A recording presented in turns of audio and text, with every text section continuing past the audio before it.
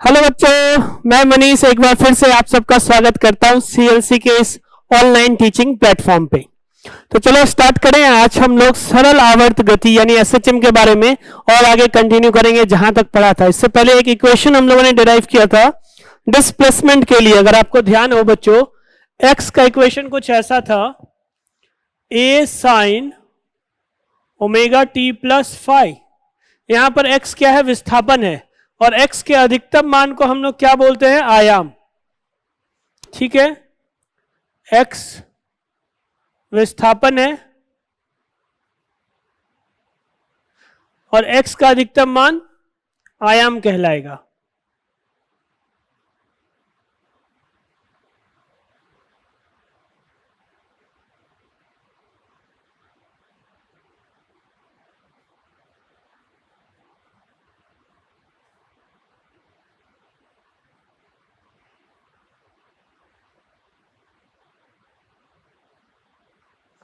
विस्थापन आयाम कहलाता है, तो यहां पर विस्थापन आयाम क्या हो जाएगा? a।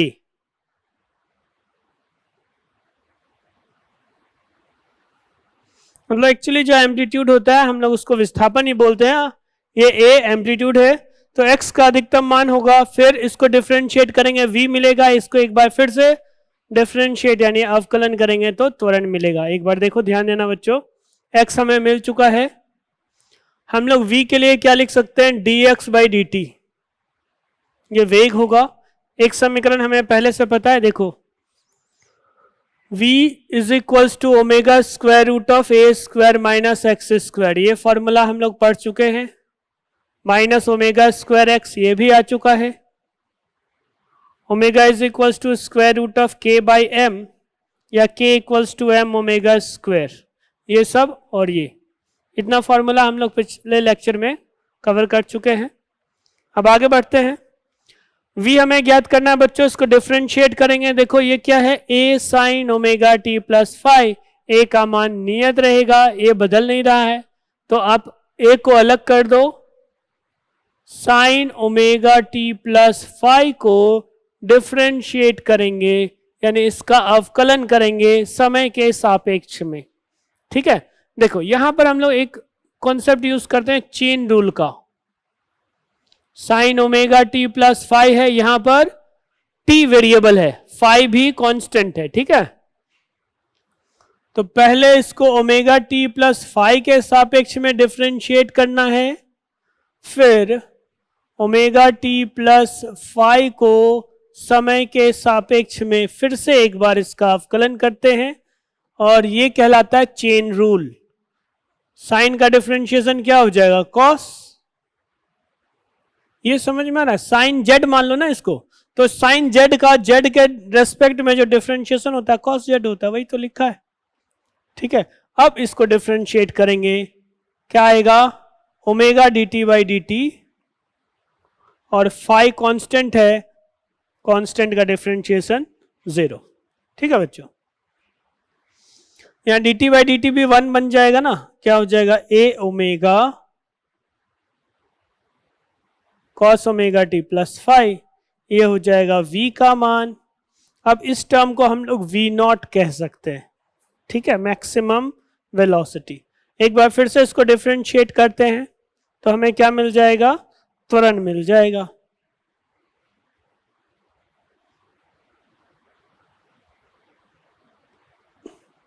ए ओमेगा दोनों यहां नियतांक है,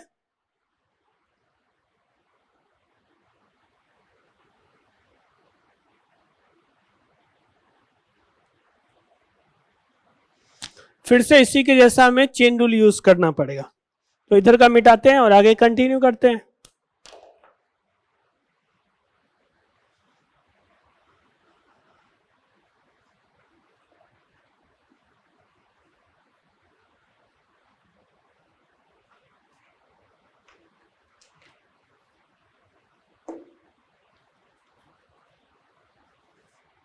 देखो a की वैल्यू यहां पर गिवन है ना। ठीक है, अब क्या लिख सकते हैं? a equals to A omega अलग लिख दो, फिर differentiation of cos omega T plus five with respect to omega T plus five into differentiation of omega T plus five with respect to t. ठीक है, चेन रूल लगा दिया यहां पर भी। अब कॉस का डिफरेंशिएशन करने पे क्या आता है, माइनस साइन आता है ना, माइनस साइन यहां लिख दिया है। ठीक है, माइनस फिर sign omega T plus five, उसके बाद इसका फिर से वैसे ही हो जाएगा ना, omega D T by D T plus 0, तो सिर्फ ओमेगा आएगा, एक और ओमेगा लिख दो, माइनस ए omega square sine omega T plus five. तो अब हमारे पास त्वरण भी आ गया और वेलोसिटी भी आ गई, किसके टर्म में, समय के रेस्पेक्ट में, यानी टाइम के टर्म्स में हम लोगों ने फॉर्मूला लिख दिया। यहां पर ए एक्स का वी एक्स का रिलेशन पहले से था, अब ए टी और वी टी का रिलेशन आ गया और एक्स टी का रिलेशन भी। अब सबको एक साथ लिख देते हैं। ठीक है, इसको मिटाते हैं बच्चों।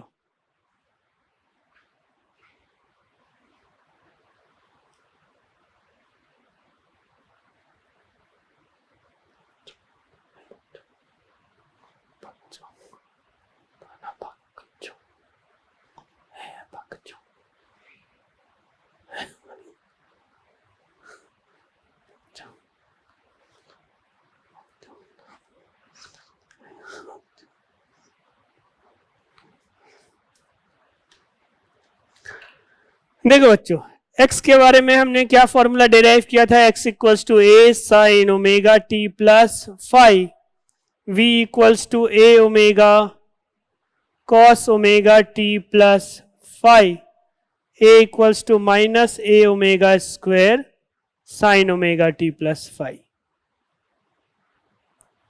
तो आप देख सकते हो, अगर माइनस ओमेगा स्क्वायर अलग कर रहे हैं तो a sine omega t x होता है, यानी a equals to minus omega square x. ये सारा इक्वेशन आएगा एसएचएम के लिए। ठीक है, अभी तक इतना सारा फॉर्मूला आ गया। उसके अलावा देखो ये दोनों भी है। अब यहां से हम लोग x की मैक्सिमम वैल्यू अगर फाइंड करना चाहें, x का अधिकतम मान क्या होगा, a के बराबर, क्योंकि sign omega T plus five हो या साइन थीटा हो, कोई भी साइन का जो भी टर्म होता है ना, साइन एल्फा साइन बीटा जो भी है, इसका अधिकतम मान 1 होता है, न्यूनतम मान -1 होता है ना, यानी +1 से -1, या आपके लिए -1 से +1 के बीच में ही साइन थीटा की वैल्यू होगी। तो अगर अधिकतम मान चाहिए तो +1 लिख देंगे, न्यूनतम मान -1। तो परिमाण जो है वो तो अधिकतम ए ही होगा ना। और परिमाण की बात करें, अगर सिर्फ मैग्नीट्यूड की बात करें तो न्यूनतम कितना हो जाएगा, 0, ना कि -a। x की मिनिमम वैल्यू -a है, लेकिन मैग्नीट्यूड ऑफ x की मिनिमम वैल्यू 0 है। समझ में आ रहा है दोनों में फर्क? ठीक है, तो ये x से मिल गया बच्चों, x मैक्सिमम यानी अधिकतम, x का अधिकतम मान जिसको हम लोग आयाम कहते हैं, विस्थापन का आयाम। उसी तरह से वेग का अधिकतम मान अगर हमें ज्ञात करना हो, क्या हो जाएगा, a ओमेगा और a के मॉड का अधिकतम मान, क्योंकि -a ओमेगा स्क्वायर आ रहा है तो हम लोग इसको प्लस में लिख रहे हैं, a ओमेगा स्क्वायर। क्वेश्चंस बहुत सारे ऐसे सॉल्व होते हैं। तो a एम्पलीट्यूड या आयाम कहलाता है, ओमेगा अभी पढ़ेंगे आगे तो पता चलेगा, इसको हम लोग एंगुलर फ्रीक्वेंसी कह सकते हैं। ठीक है ना, एंगुलर वेलोसिटी नहीं, एंगुलर फ्रीक्वेंसी। ठीक है, अब इसके बाद और आगे बढ़ते हैं। हम लोग ग्राफ ड्रॉ कर सकते हैं a और x का, त्वरण और विस्थापन का ग्राफ, फिर v और x का भी ग्राफ ड्रॉ कर सकते हैं। ठीक है ना बच्चों, तो ड्रॉ करते हैं बारी बारी से। त्वरण विस्थापन graph, a equals to minus omega square x है, यानी कि आप y इक्वल्स टू -mx जैसा लिख सकते हो। इसका जो ग्राफ बनेगा मैं यहां ड्रॉ कर दे रहा हूं बच्चों। यहां y अक्ष पे हम लोग त्वरण को लिख रहे हैं, x अक्ष पे विस्थापन को लिख दे रहे हैं। ठीक है, एक तरफ धनात्मक एक तरफ ऋणात्मक।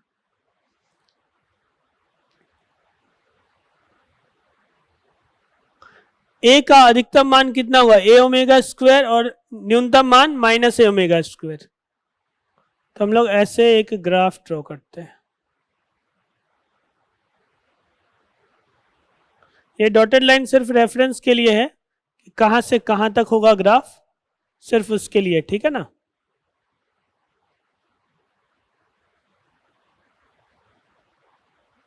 दोनों बराबर होना चाहिए। ये तो अंदाजे से ड्रॉ कर रहे हैं, तो थोड़ा कम थोड़ा ज़्यादा हो सकता है बच्चों।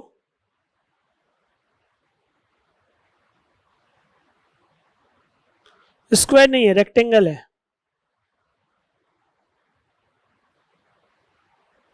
स्क्वायर जैसा भले ही दिख रहा हो, रेक्टेंगल है।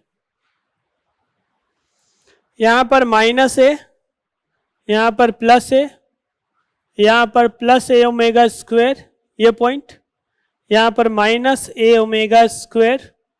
अब जो ग्राफ बनेगा ऋणात्मक है ना, तो ऐसे ग्राफ बनेगा, यानी कि थर्ड, सेकंड और फोर्थ क्वाड्रेंट से होकर के पास होगा। और अधिकतम न्यूनतम मान है, यानी एक सरल रेखा बनेगा और उसका जो स्लोप होगा, ढाल होगा, वो ऋणात्मक होगा। तो ये बन गया एक्सेलरेशन डिस्प्लेसमेंट ग्राफ, यानी कि एक्सेलरेशन यानी त्वरण विस्थापन ग्राफ। समझ में आया। अब आगे बढ़ते हैं, हम लोग अब Vx ग्राफ ड्रॉ करेंगे।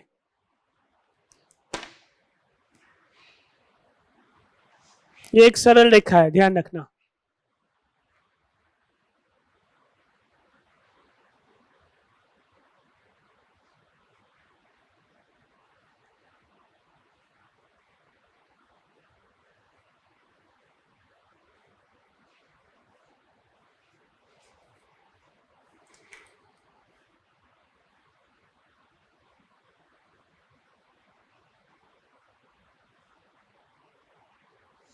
V का मतलब वेग हो गया, x विस्थापन है।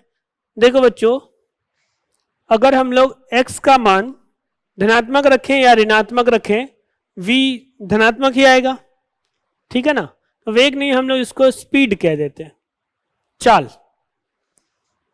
क्योंकि वेग तो धनात्मक और ऋणात्मक दोनों हो सकता है। माध्य स्थिति है, इस दिशा में गया, एक दिशा को धनात्मक ले लिया तो दूसरी दिशा ऋणात्मक हो जाएगी। अभी हम लोग सिर्फ चाल विस्थापन का स्पीड एक्स ग्राफ बना रहे, समझ गए ना। स्पीड डिस्प्लेसमेंट, चाल का विस्थापन के साथ ग्राफ।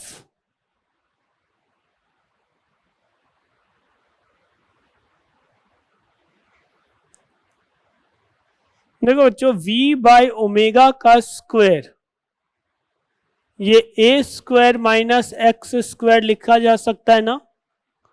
अब एक्स स्क्वायर को दूसरी तरफ ले आए तो ये ऐसा बन जाएगा। अब a को भी नीचे ले आते हैं,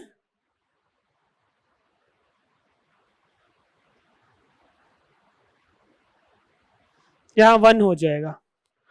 अब ये जो इक्वेशन है, एक एलिप्स का दीर्घवृत्त का इक्वेशन होता है, आप लोगों ने मैथमेटिक्स में पढ़ा होगा शायद। देखो मैं लिख के बताता हूं, जनरल इक्वेशन लिखते ही आपको ध्यान आ जाएगा। X square by a square plus y square by b square equals to 1।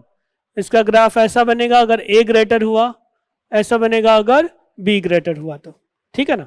तो इस तरह का ग्राफ बनता है, कोई दिक्कत तो नहीं है। एलिप्स वैसा ही है ये। अभी हम लोग v की बात करें, v क्या है, चाल है। तो चाल सिर्फ धनात्मक लेंगे, ऋणात्मक नहीं लेंगे, यानी सिर्फ ऊपर का ग्राफ बनेगा, ऐसा या ऐसा जो भी बने।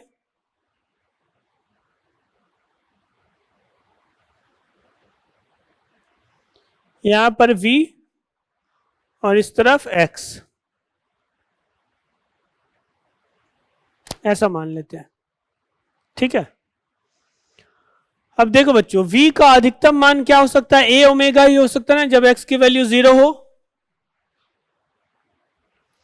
तो यहां पर हम लोग माइनस ए लिख दें, यहां पर प्लस ए, यहां पर कहीं a ओमेगा। इसके जैसा ग्राफ बनेगा अगर ओमेगा 1 से ज्यादा हुआ तो, इसके जैसा ग्राफ बनेगा अगर ओमेगा 1 से कम हुआ तो, ठीक है। खैर जो भी है, बनेगा तो एलिप्टिकल कर्व, दीर्घवृत्ताकार कर्व बनेगा, ऐसे ऐसे। ठीक है, अब ड्रॉ कर देते हैं।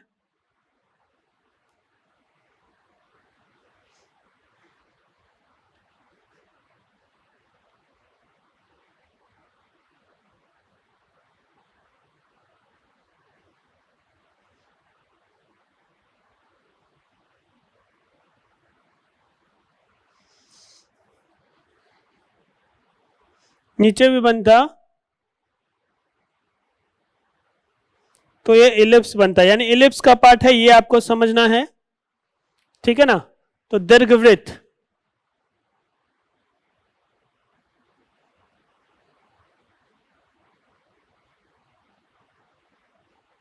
दीर्घवृत्ताकार होगा, इलिप्टिकल होगा, ये आपको ध्यान रखना है। ठीक है, अब आगे बढ़ते हैं।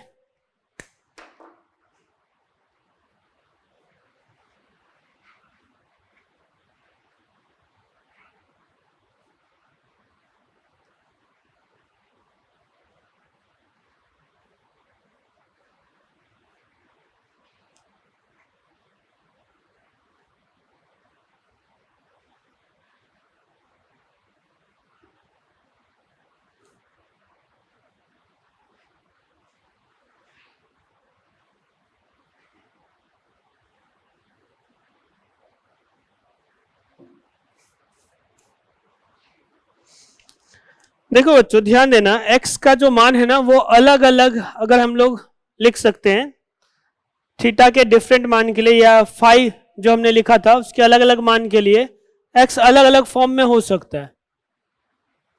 x की वैल्यू है a sine omega T plus phi, यदि फाई का मान 0 हो जाए तो x क्या हो जाएगा, a साइन ओमेगा टी। ठीक है, v हो जाएगा a omega cos omega t, और एक्सेलरेशन हो जाएगा minus a omega square sine omega T. अब इसमें जो ग्राफ आएगा वो देख लो, इसका ग्राफ कैसा बनेगा वो मैं ड्रॉ कर देता हूं।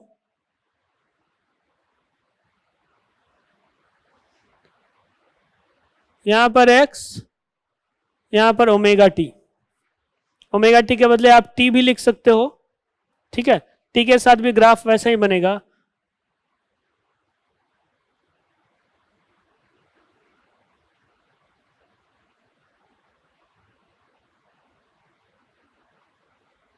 ऐसा ग्राफ बन रहा है, देख रहा हूं। साइन का ग्राफ है तो यहां 0 से होकर शुरू होगा, ये प्लस ए है, ये माइनस ए है।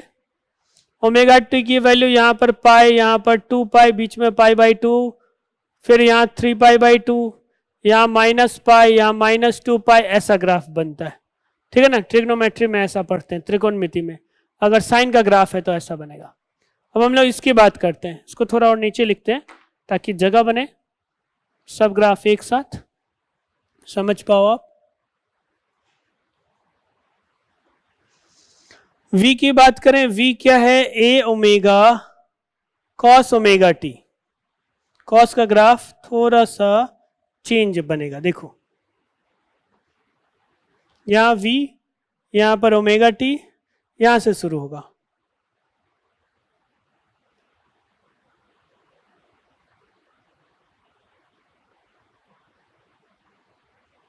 ये प्लस ए ओमेगा, यहां पर माइनस ए ओमेगा, दोनों जो है ना एक ही हाइट तक जाएंगे, समझ पा रहे हो, ये सेम लेवल तक होगा। ठीक है ना, अब हाथ से ड्रॉ किया है, थोड़ा बहुत ऐसे अप एंड डाउन तो हो ही जाता है।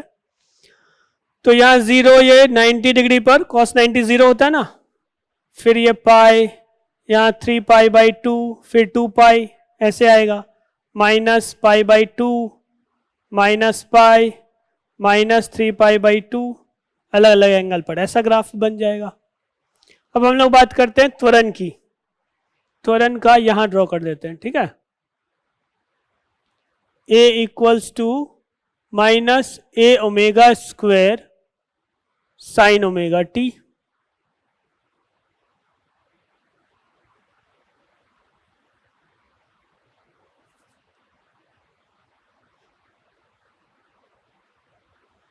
देखो यहां भी साइन है, यहां भी साइन है, एक में प्लस है दूसरे में माइनस है, कैसे चेंज होता है उसको एक बार समझ लो बच्चों। नीचे से जाएगा आप ग्राफ, समझ रहे हो, थोड़ा ऊपर ऐसे, दोनों ग्राफ में फर्क समझ में आ रहा है। यहां पर देखो पॉजिटिव में है, इधर नेगेटिव में है। मैक्सिमम वैल्यू क्या होगी, ए ओमेगा स्क्वेयर, यहां पर माइनस ए ओमेगा स्क्वेयर, ये जीरो, ठीक है ना, सब में ये जीरो है। वैल्यूज तो आप पुट कर सकते हो, यहां पर पाई, यहां पर 2 पाई, ठीक है ना। अगर टी लिखना हो तो क्या लिखेंगे, pi by omega, 2 pi by omega, यहां पर pi by 2 omega, pi by omega, 3 pi by 2 omega, समझ रहे हो ना।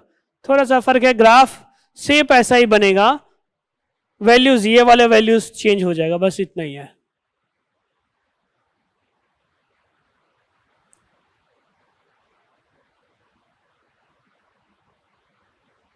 ऐसे अब सबका कर्व देखो कैसा बन रहा है, इस तरीके से up and down up and down, एक कर्व जैसा, साइन वेव जैसा, इन सब को हम लोग साइन्यूसॉइडल कर्व कहते हैं। क्या कह रहे हैं इन सब को, मैं यहां लिख देता हूं,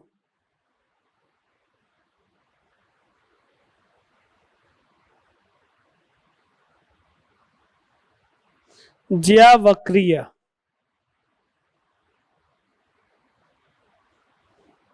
ठीक है ना, साइन को हिंदी में ज्या बोलते हैं, तो ज्यावक्रीय कर्व है, ठीक है। तो ये आपको समझ में आया। पहली कंडीशन हमने क्या लिया बच्चों, एक्स की फाई की वैल्यू 0 ले लिया। अब अगर फाई की वैल्यू हम लोग 90 डिग्री ले लें तो ये साइन बन जाएगा कॉस, साइन 90 प्लस थीटा क्या होता है, कॉस थीटा होता है ना, तो ये कॉस में बदल जाएगा, फिर उसके अकॉर्डिंग सब कुछ चेंज हो जाएगा। फिर 180 डिग्री लेंगे, थोड़ा सा ग्राफ बदलेगा, मैं सबको लिख के समझा देता हूं। ये पहला कंडीशन था।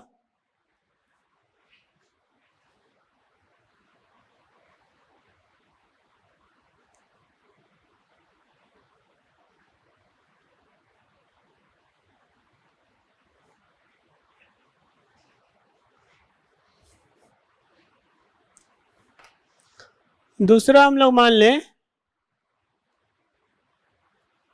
फाई का जो फाई की वैल्यू है 180 डिग्री मान लो, ठीक है। एक्स क्या हो जाएगा, माइनस ए साइन ओमेगा टी, ग्राफ कैसा बनेगा, नीचे से ऐसा, ठीक है, समझ तो पा रहे हो ना।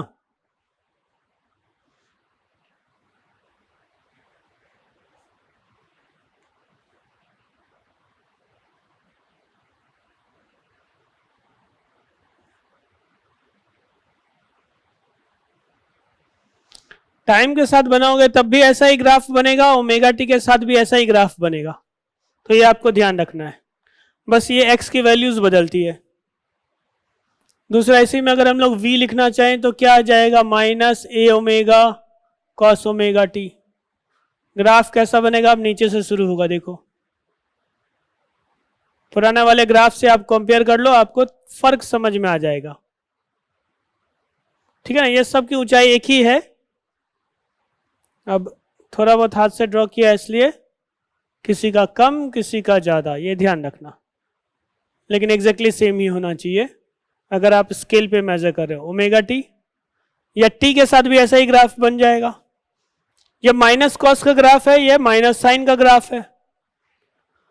अब एक्सेलरेशन लेंगे तो प्लस में आ जाएगा ना, ये माइनस से प्लस हो जाएगा। एक्सेलरेशन को नीचे लिख देते हैं बच्चों, A equals to A omega square sine omega T, ठीक है।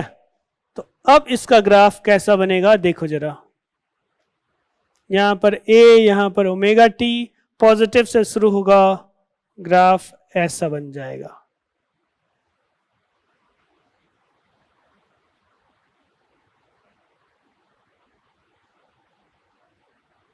ठीक है, इस तरीके से।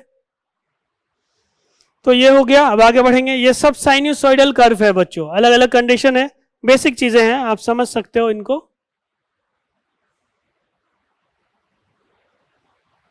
अब तीसरा कंडीशन लेते हैं,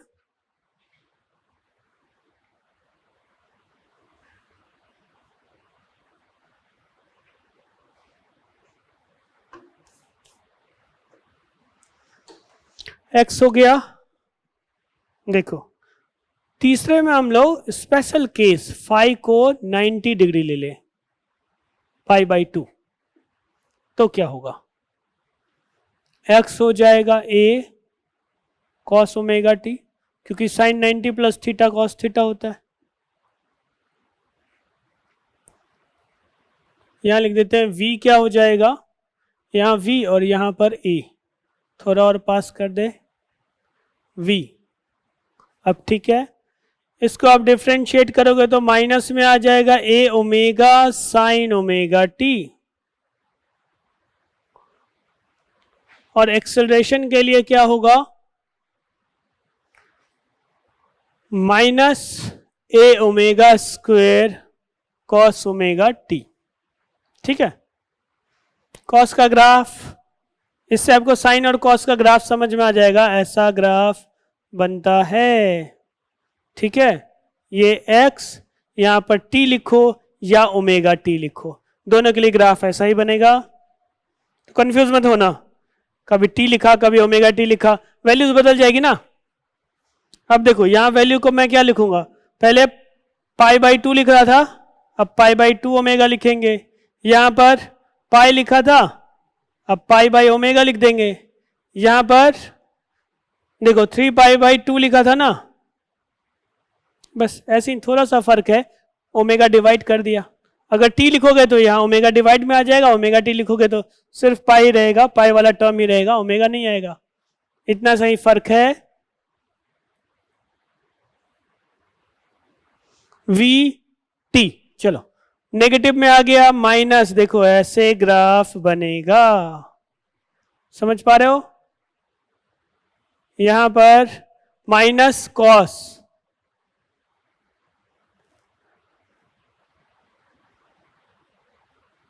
अब आपको समझ में आ गया होगा। अब आगे बढ़ेंगे, सिंपल था, कुछ और हो गया 60 डिग्री 30 डिग्री तो फिर उतना ही शिफ्ट करना पड़ता है। ठीक है, तो अभी तो सिंपल सिंपल कंडीशन था, अब आगे बढ़ते हैं, एनर्जी की बात करते हैं बच्चों।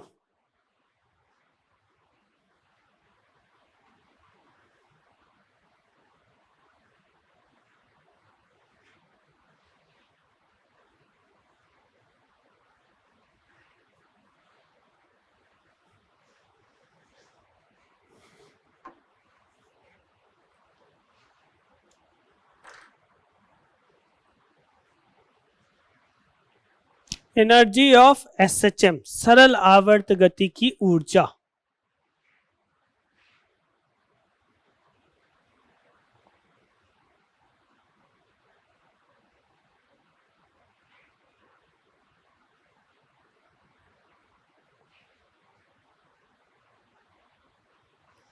दो अलग अलग ऊर्जा होगी, एक स्थितिज ऊर्जा और एक गतिज ऊर्जा। ठीक है ना बच्चों, तो हम लोग पहले लिखते हैं स्थितिज ऊर्जा।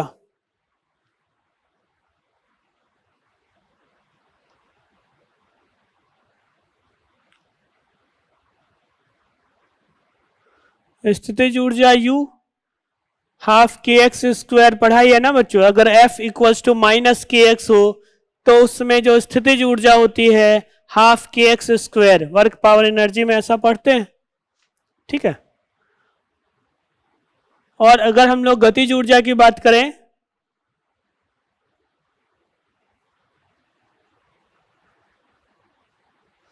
गतिज ऊर्जा को K से, या चलो काइनेटिक एनर्जी ऐसे लिख देते हैं क्योंकि K अलग टर्म है, तो गतिज ऊर्जा क्या हो जाएगी, हाफ एम वी स्क्वायर।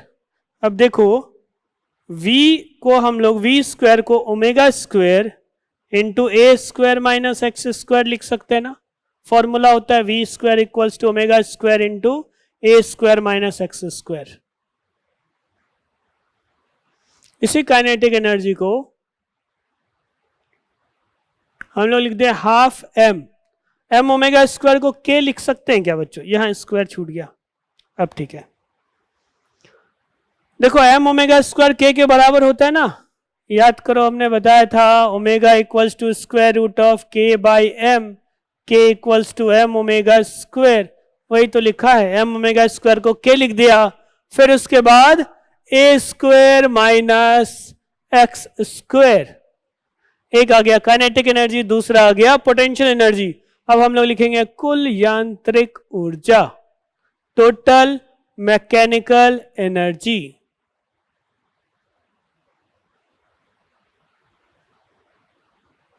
कुल यांत्रिक ऊर्जा को ई से डिनोट कर देते हैं, पोटेंशियल एनर्जी और काइनेटिक एनर्जी। पोटेंशियल एनर्जी कितना है देखो तो बच्चों, हाफ के एक्स स्क्वायर है क्या। काइनेटिक एनर्जी कितना है, half k a square minus x square है ना।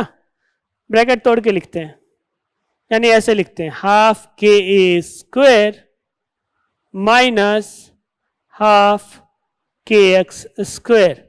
कोई तकलीफ तो नहीं है। हाफ के एक्स एक तरफ देखो धनात्मक, दूसरी तरफ ऋणात्मक, कर दो ना कैंसिल।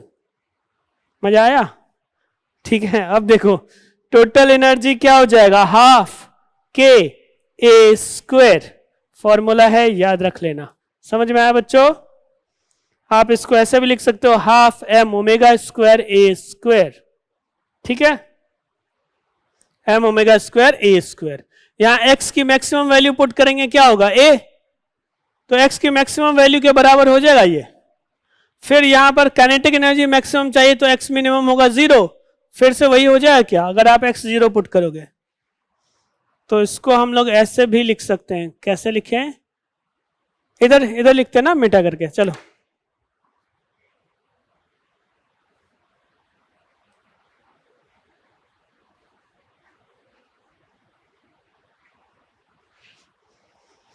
देखो ध्यान देना बच्चों, काइनेटिक एनर्जी हो गया E की वैल्यू U मैक्सिमम लिख सकते हैं, और यही काइनेटिक एनर्जी की मैक्सिमम वैल्यू के बराबर भी है, ठीक है।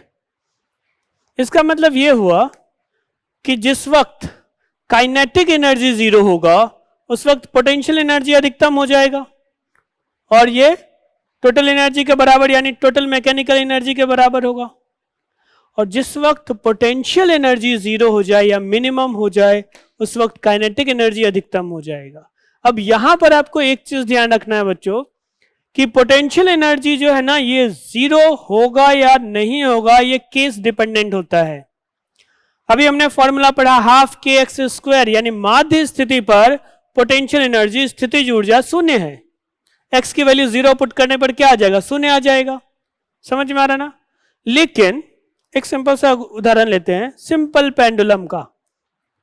यहां पे सस्पेंड किया ऑब्जेक्ट को, या नीचे एक हेवी ऑब्जेक्ट है, इसको एक थ्रेड से बांध दिया है, ऐसे थोड़ा सा डिस्प्लेस करके रिलीज करेंगे, इस तरह से ऑसिलेट करेगा।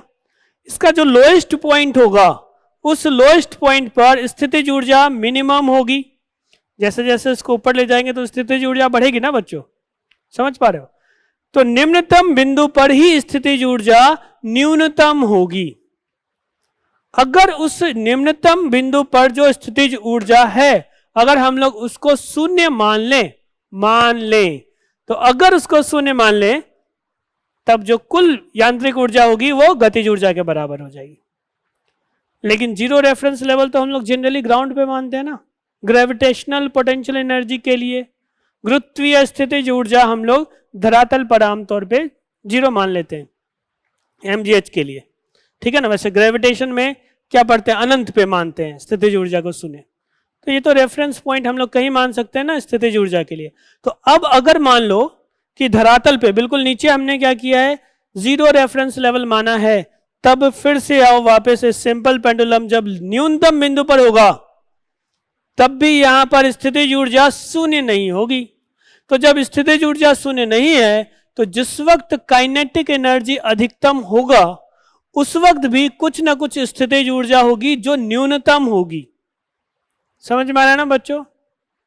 उस वक्त भी काइनेटिक एनर्जी जब मैक्सिमम है तो पोटेंशियल एनर्जी मिनिमम होगा, और फिर दोनों का सम टोटल मैकेनिकल एनर्जी के बराबर होगा। तो ये तो अभी के लिए था, हम लोग एक जनरल सा टर्म लिख देते हैं, इन जनरल।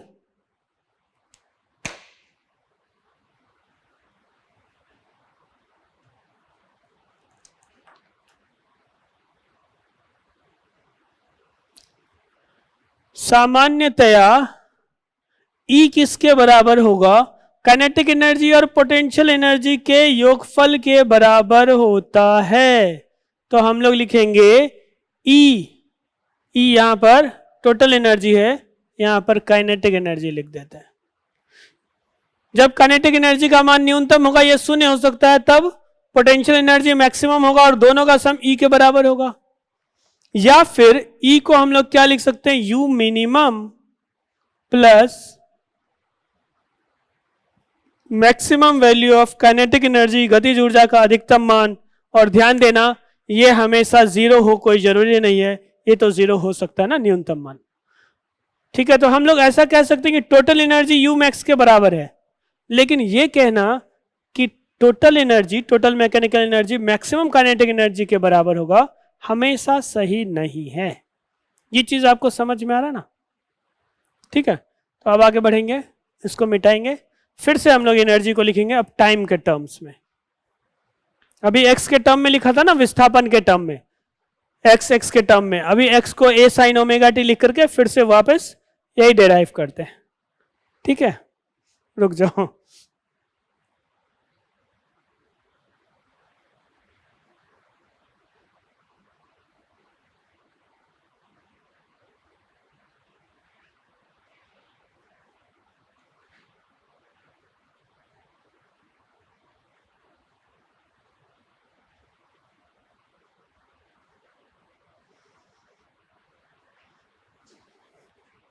अब जरा इसका ग्राफ ड्रॉ कर लें, फिर टाइम के टर्म में लिखेंगे। देखो क्या लिखा हम लोगों ने, पोटेंशियल एनर्जी लिखा है हाफ के एक्स स्क्वायर और काइनेटिक एनर्जी लिखा है half k a square minus x square. देखो बच्चों, इस तरह का कोई भी ग्राफ हो ना, y is equals to y equals to A x square plus B x है नहीं प्लस सी, ऐसा कुछ, तो ये हमेशा एक परवलयाकार कर्व को, पैराबोलिक कर्व को ही रिप्रेजेंट करता है। शायद मैंने पहले कभी बताया हो, ध्यान है तो अच्छी बात है, नहीं ध्यान तो फिर से सुन लो।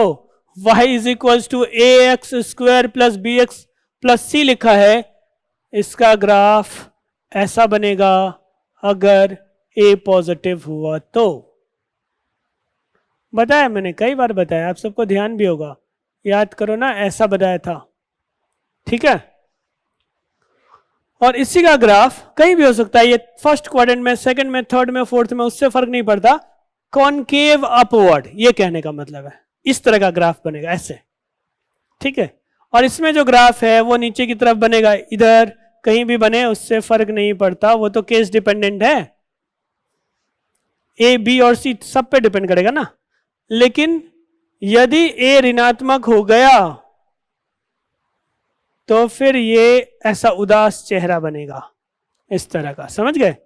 ऐसा, क्लियर? तो अभी हम लोग बात करते हैं, यहां पर देखो माइनस में आएगा, minus half k x square, ऋणात्मक आ गया ना एक्स स्क्वायर का कॉफिशिएंट, तो जैसे ही ऋणात्मक आएगा ग्राफ ऐसे नीचे की तरफ बनेगा। ठीक है, तो अब हम लोग क्या ड्रॉ करेंगे, ग्राफ, उसको अब मिटा देते हैं, वो समझाने के लिए था, याद रखना ट्रिक है।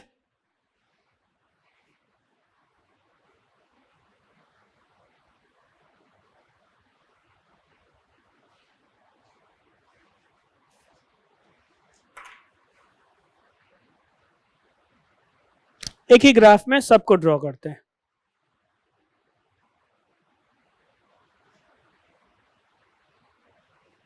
यहां पर हम लोग एनर्जी लिख रहे हैं, ऊर्जा,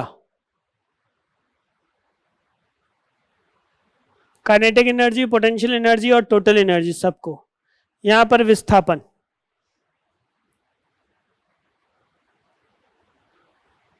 माइनस ए प्लस ए। ठीक है, समझ में आ रहा है?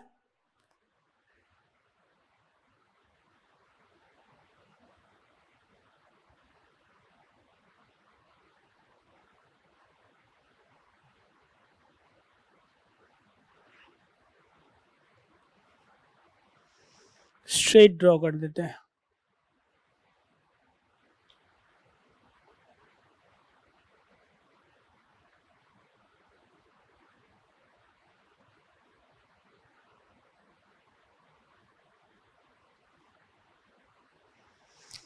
अब अगर हम लोग इसको लिख दें इस पॉइंट पर हाफ के ए स्क्वायर, तो ये किसको बताएगा? टोटल एनर्जी को।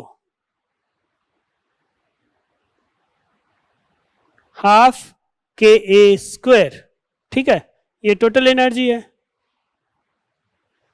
टोटल एनर्जी को टी लिख दें, चलो ई ही रहने दो, ये टोटल एनर्जी। एक्स की वैल्यू 0 पुट करेंगे, देखो ये भी पैराबोला है, लेकिन इसमें जो कोफिशिएंट है इसका पॉजिटिव है, मुस्कुराता हुआ चेहरा बन जाएगा। ठीक है ना बच्चों, ऐसा ग्राफ बनेगा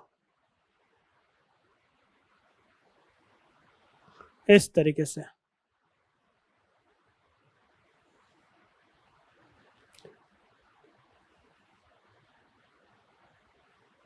ठीक है, कोई दिक्कत तो नहीं।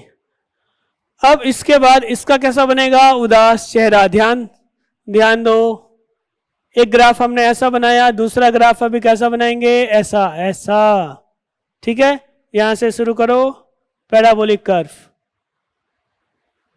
लो, समझ में आ रहा है? अब उसको साइड वाले जो ड्रॉ किया इसको मिटाएंगे। देखो बच्चों, दोनों कर्व कहीं एक दूसरे को इंटरसेक्ट कर रहे हैं, काट रहे हैं। जिस बिंदु पर काट रहे हैं, इस बिंदु पर स्थितिज ऊर्जा और गतिज ऊर्जा दोनों का मान समान होगा। समझ में आया? ठीक है, अब बताओ इसमें से गतिज ऊर्जा का कौन सा होगा? गतिज ऊर्जा, पहले काइनेटिक एनर्जी छोड़ो, पहले पोटेंशियल एनर्जी। एक्स का मान शून्य रखोगे तो पोटेंशियल एनर्जी क्या आएगा? स्थितिज ऊर्जा शून्य होगी। यानी कि यहां पर देखो, एक्स का मान मैक्सिमम रखोगे, चाहे प्लस में चाहे माइनस में, तो total energy half k a square के बराबर हो जाएगा स्थितिज ऊर्जा। यानी ये जो ग्राफ है हंसते हुए चेहरे वाला, ये कौन सा ग्राफ होगा? पोटेंशियल एनर्जी का। यू कह दो या पोटेंशियल एनर्जी कह दो, पोटेंशियल एनर्जी, पोटेंशियल एनर्जी। और ये वाला ग्राफ किसका होगा? काइनेटिक एनर्जी का। अब जरा फाइंड करो कि दोनों एनर्जी कब इक्वल होंगे, दोनों को इक्वेट करके देखना। एक्स का मान plus minus a by root 2 आएगा, याद रखना है बच्चों। ए बाई 2 और प्लस ए बाई रूट 2 और minus a by root 2। X का मान यहां पर ए बाई रूट 2 पुट करो, यहां पे पुट करो, दोनों एनर्जी इक्वल आ जाएगा। एक क्वेश्चन सॉल्व कर लेते ना, फिर उसके बाद हम लोग आगे बढ़ेंगे इसी पे, वो ग्राफ से रिलेटेड। इसको मिटाते हैं, ठीक है बच्चों? समझ में आया ना? इसमें कोई तकलीफ तो नहीं होनी चाहिए, सिंपल है।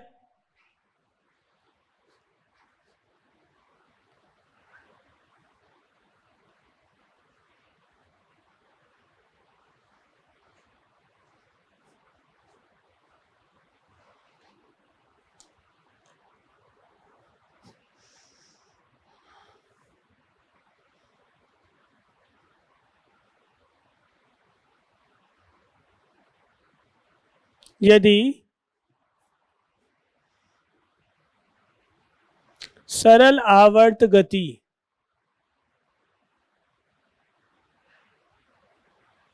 में एक कण की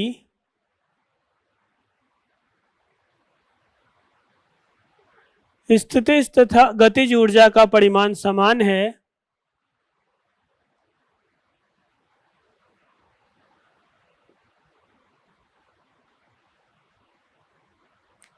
स्थितिज तथा गतिज ऊर्जा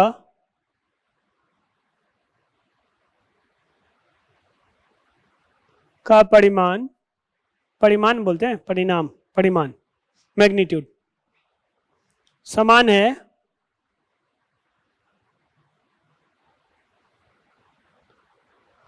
तो साम्य स्थिति से कण का विस्थापन ज्ञात करें।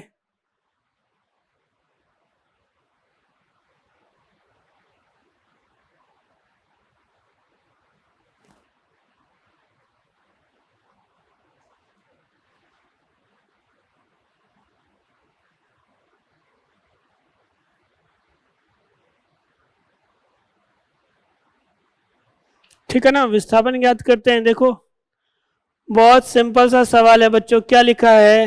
Potential energy equals to kinetic energy. स्थितिज ऊर्जा गतिज ऊर्जा दोनों समान है। पोटेंशियल एनर्जी का formula half k x square, kinetic energy का formula half k a square minus x square. Half k को कैंसिल कर दें, ठीक है। यहां एक्स स्क्वायर है, यहां a square minus x square है, उसको भी इधर ले आओ तो 2x square equals to a square होगा। ऐसा क्या लिख सकते हैं, square root of 2x equals to plus minus ए।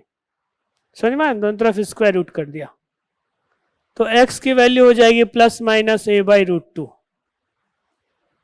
यही तो हमने लिखा था कि x की वैल्यू अगर प्लस ए बाई रूट 2 है तो भी स्थितिज ऊर्जा और गतिज ऊर्जा का परिमाण समान है। अगर x की value minus a by root 2 है तो भी स्थितिज ऊर्जा और गतिज ऊर्जा का परिमाण समान है। ठीक है, अब इसको मिटाते हैं और आगे बढ़ेंगे।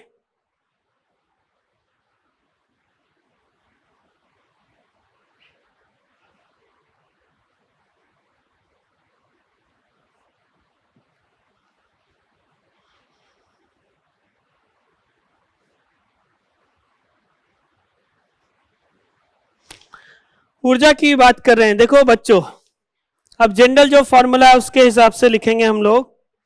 x का मान क्या था, a sine omega T plus five था क्या, तो v का मान क्या हो जाएगा बताओ, a omega cos omega T plus five. पहले हम लोग फाइंड करेंगे काइनेटिक एनर्जी, फाइंड कर लें। गतिज ऊर्जा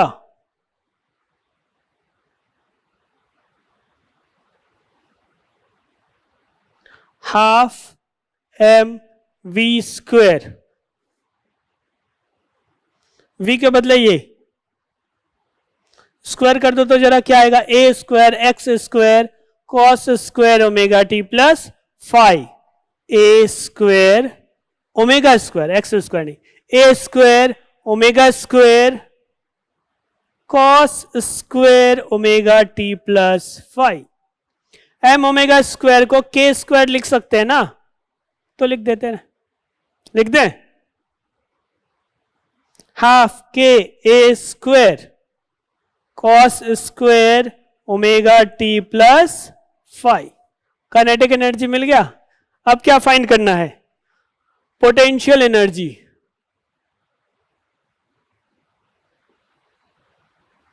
स्थितिज मिटा के फिर से लिखते हैं, स्थितिज ऊर्जा है ना,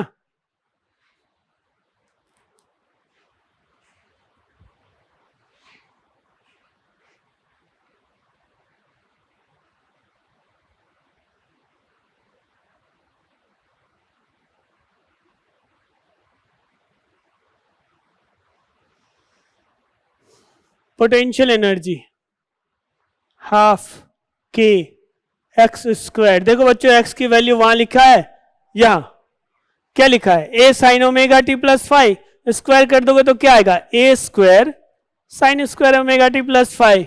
तो लिखते हैं ना a square sine square omega T plus five, लिख दिया। अब देखो ये काइनेटिक एनर्जी, ये पोटेंशियल एनर्जी, दोनों को प्लस कर दो, टोटल मैकेनिकल एनर्जी मिल जाएगा, कुल यांत्रिक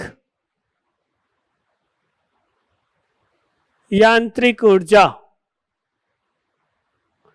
टोटल मैकेनिकल एनर्जी को हम लोग ई से रिप्रेजेंट कर देते हैं, ठीक है। तो potential energy plus kinetic energy, दोनों में देखो half k a square common है, ठीक है। तो हाफ के स्क्वायर दोनों में से कॉमन ले लो, ब्रैकेट में बचेगा sine square omega T plus five plus cos square omega T plus five. तो sine square plus cos square 1 लिख सकते हैं ना, दोनों एंगल सेम है। क्या आ जाएगा, हाफ के ए स्क्वायर। एक और स्टेप लिखना है क्या, चलो लिख देते हैं, cos square omega T plus five total energy half k a square, पहले ही डिराइव कर लिया था है ना, फिर से लिखने की जरूरत क्या थी, एक्स के टर्म में तो लिख ही दिया था, जरूरत थी। अब टाइम के टर्म में लिख के समझाया, ग्राफ कई बार एग्जाम में पूछा जा चुका है बच्चों, आईआईटी मेंस के एग्जाम में पूछा जा चुका है, टाइम के रेस्पेक्ट में पोटेंशियल एनर्जी और काइनेटिक एनर्जी का ग्राफ। तो हमें टाइम के रेस्पेक्ट में वेरिएशन पहले समझना पड़ेगा, तभी तो ग्राफ उसका ड्रॉ कर पाएंगे। पोटेंशियल एनर्जी और काइनेटिक एनर्जी का ग्राफ इससे पहले हमने ड्रॉ किया था, जब वैसा ड्रॉ किया तो उसमें माइनस ए और प्लस ए के बीच में लिमिटेड हो गया, क्योंकि विस्थापन के रेस्पेक्ट में ड्रॉ किया था। अभी हम लोग को टाइम यानी समय के सापेक्ष में ड्रॉ करना है, तो समय तो बढ़ता रहता है ना अनंत तक, तो उसके सापेक्ष में ड्रॉ करना है। लेकिन उससे पहले एक बार आपको ये फाइंड कर लेना है कि ओमेगा टी प्लस फाइव के किस वैल्यू के लिए दोनों इक्वल होंगे, दोनों इक्वल। अगर एंगल 45 डिग्री हो जाए तो sine theta cos theta equal होता है ना, यानी थीटा अगर पाई बाई 4 हो जाए, ये एंगल पूरा का पूरा अगर पाई बाई 4 के इक्वल हो गया, समझ में आ रहा है, अगर पाई बाई 4 के इक्वल हुआ तो ऐसे समय में पोटेंशियल एनर्जी और काइनेटिक एनर्जी दोनों इक्वल हो जाएंगे। इसको मिटाते हैं।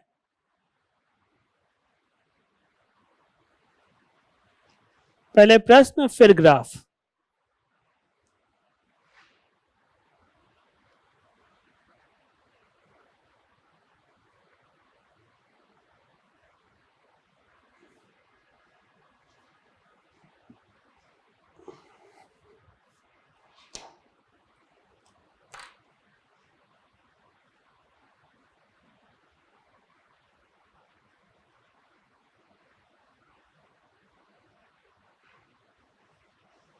समय के साथ विस्थापन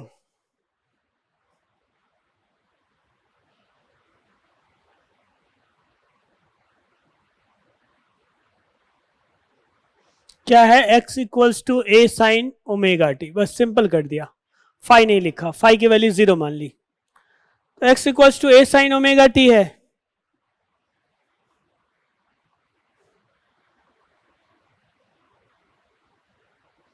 टी का वह मान ज्ञात करें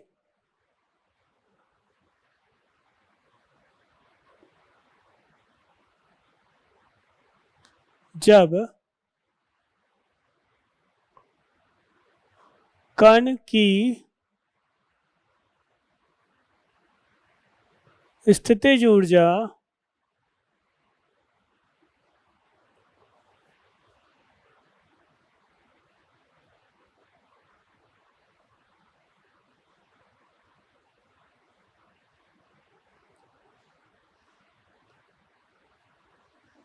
तथा गतिज ऊर्जा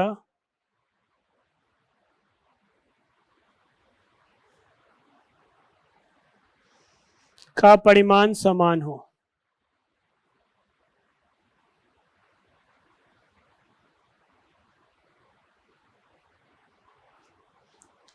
ठीक है ना, दोनों इक्वल हो जाए, पोटेंशियल एनर्जी और काइनेटिक एनर्जी दोनों इक्वल।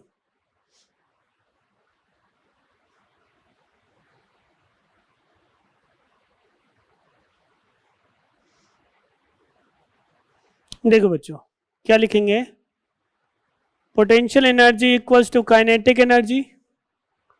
अब ये जो इक्वेशन दिया है देख के हम लोग कह सकते हैं कि ये सरल आवर्त गति है।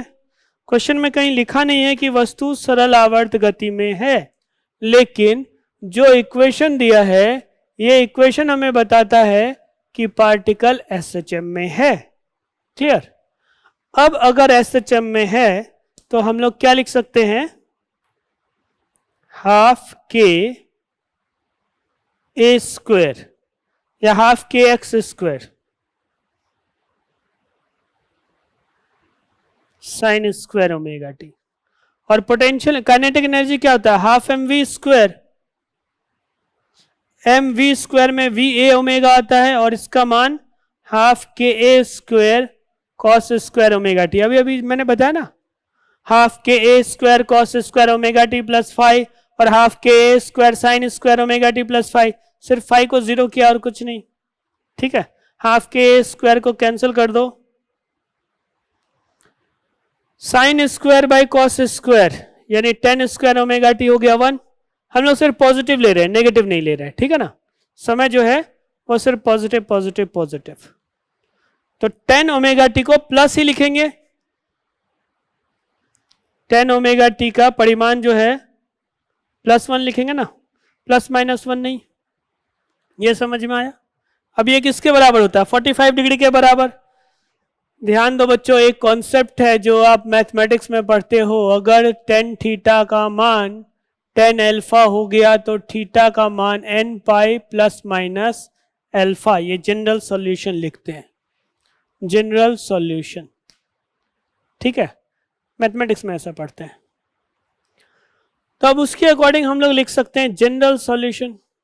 ओमेगा टी एक तो 45 होगा, फिर उसके बाद 180 प्लस 45, 180 माइनस 45 सब पर होता है। परिमाण की बात करें, मैग्नीट्यूड इक्वल स्क्वायर है ना।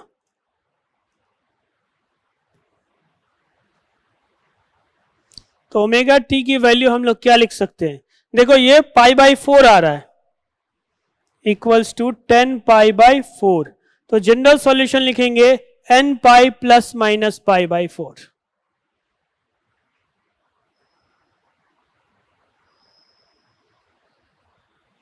n पाई प्लस माइनस π/4, ठीक है। बाद में हम लोग सीखेंगे कि ओमेगा की वैल्यू 2π/t होती है। तो अगर आप 2π/t लिख दोगे तो पाई पाई कट जाएगा, फिर t के टर्म में आ जाएगा ये आंसर। मैं यहां लिख देता हूं क्वेश्चन में, या इसी को ऐसे लिख देते हैं, देखो a साइन ओमेगा को 2π/t इंटू टी। ओमेगा का मान अभी ऐसे मान लेते हैं, ठीक है बच्चों। ओमेगा क्या है? Angular frequency. बाद में अभी टर्म्स पढ़ेंगे, नेक्स्ट लेक्चर में हम लोग करते हैं उसको कि ओमेगा की वैल्यू 2π/t कैसे आ रहा है। हालांकि आपने सर्कुलर मोशन में थोड़ा बहुत पढ़ा है। यहां तो हमने ओमेगा एक जनरल टर्म मान लिया था ना, स्क्वायर रूट ऑफ k/m को ओमेगा मान लिया है, तो वो ओमेगा ही 2π/t के इक्वल होगा। ये तो समझाना पड़ेगा। पीरियोडिक फंक्शन से आपको समझ में आ जाएगा, मैथमेटिक्स का कॉन्सेप्ट है। नेक्स्ट लेक्चर में चलेंगे इन सब चीज़ों के लिए, अभी समय तो ज़्यादा है नहीं, और डिस्कशन भी हम लोगों का होमवर्क का रह गया है, ठीक है, वो भी करेंगे। देखो ओमेगा टी लिखा, ओमेगा टी को n pi plus minus π/4। Omega की वैल्यू अभी 2π/t लिख देते हैं, मान लेते हैं ना, अभी ये क्वेश्चन में दिया हुआ है n पाई प्लस माइनस π/4। ये पाई कट जाएगा, t की वैल्यू हो जाएगी n plus minus 1/4 into t/2, ठीक है। n की वैल्यू +1 +2 पुट करते जाएंगे तो एक तो आ जाएगा t/8। माइनस नहीं लेना है, t जो है ना माइनस नहीं लेना, यहां लिख देते हैं t ग्रेटर देन 0, ठीक है। तो क्या आएगा? एक तो t/8 पर आएगा, अगर आप n0 पुट करोगे तो t/8, फिर n की वैल्यू कुछ और ले लो, 2t/8, 3t/8, ऐसे नहीं आएगा, 2t/8 नहीं आएगा, t/8 आ गया। फिर n की वैल्यू 1 ले लो, 1 लेने पर क्या आएगा? माइनस वाला तो लेंगे नहीं, 5t/8,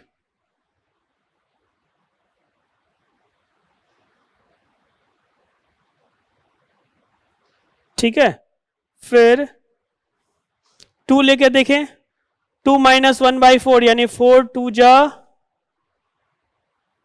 8, 8 माइनस 1 7t/8 पर भी आ रहा है क्या? एक और टर्म फिर मिस हो गया।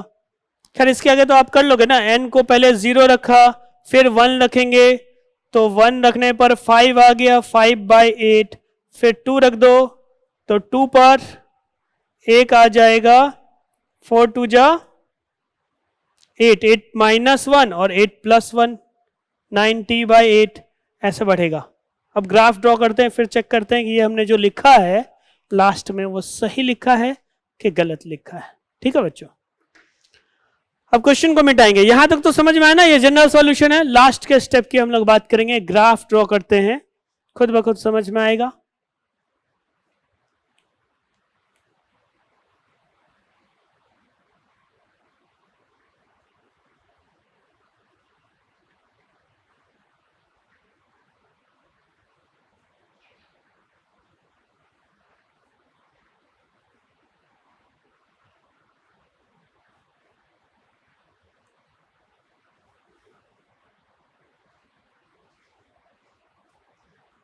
एक तरफ ग्राफ और दूसरी तरफ होमवर्क। जितना होमवर्क दिया है उसके आगे और ग्रेविटेशन,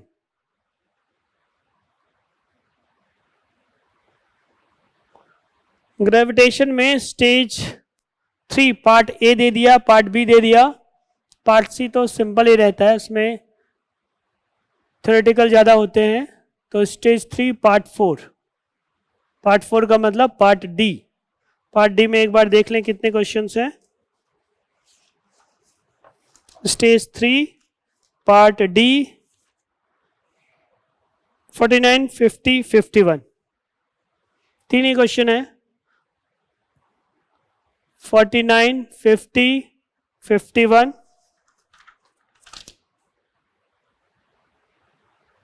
स्टेज 4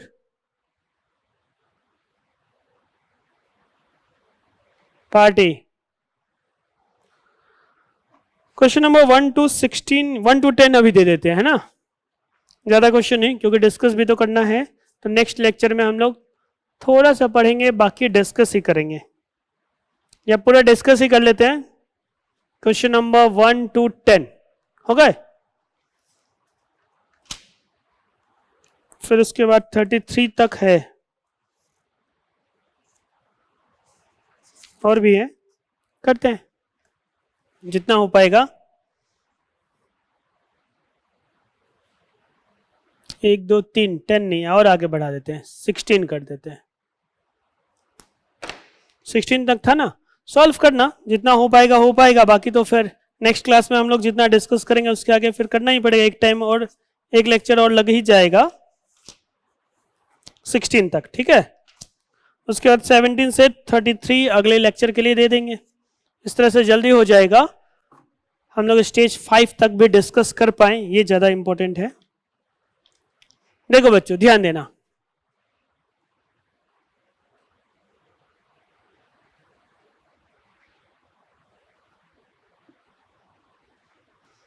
यहां पर एनर्जी लिखते हैं, टोटल एनर्जी इस जगह,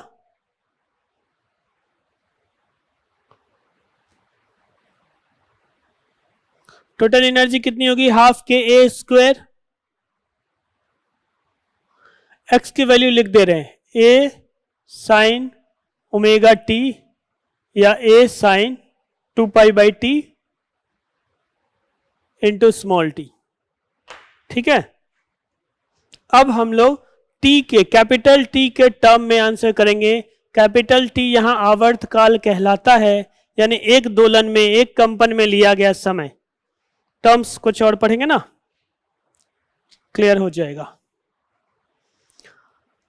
ठीक है। हम लोग किसका ड्रॉ कर रहे हैं, पोटेंशियल एनर्जी और काइनेटिक एनर्जी का। Potential energy half k a square sine square omega t, kinetic energy half k a square cos square omega t. T की वैल्यू 0 पुट करोगे ना तो कॉस मैक्सिमम से शुरू होगा, मैक्सिमम से, यानी काइनेटिक एनर्जी ऐसे ग्राफ बनेगा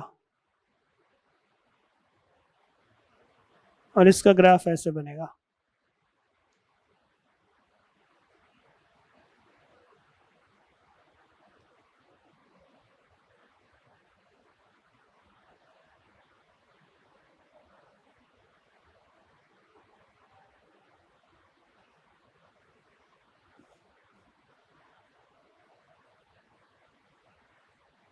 ये दोनों बराबर हैं, अब हाथ से ड्रॉ किया तो थोड़ा अप एंड डाउन हो रहा है, घबराना नहीं है।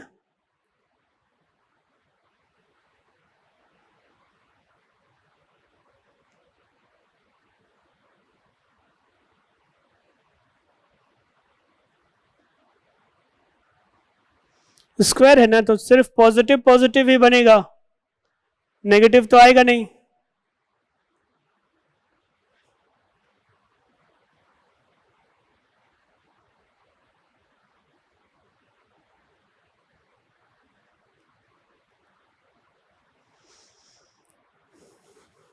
यहां पर 0, फिर क्या t/8, 2t/8, ठीक है। t/8 आया, 2t/8 यानी t/4, 3t/8, 4t/8, 5t/8, 6t/8, 7t/8, 8t/8, t/8 आया, 5 7 9 आ गया, t यहां आया, 3 छूट गया, 5 आया, 7 आया, 9 आया, 3 कैसे छूट गया, 9t/8। तो 3 के लिए हम लोग क्या कर सकते हैं, n की वैल्यू 1 पुट करने पे तो हाँ 1 माइनस, एक माइनस वाला लेंगे तो आएगा ना बच्चों, t equals to 1 plus minus 1/4 था इंटू t/2। तो जब आप प्लस लोगे तब ये आ जाता है 5t/8, जब आप माइनस लोगे तब ये क्या आ जाएगा 3t/8। तो अब सही हो गया, सारा ऑड नंबर आएगा, ठीक है। एक और ऐड कर देते हैं,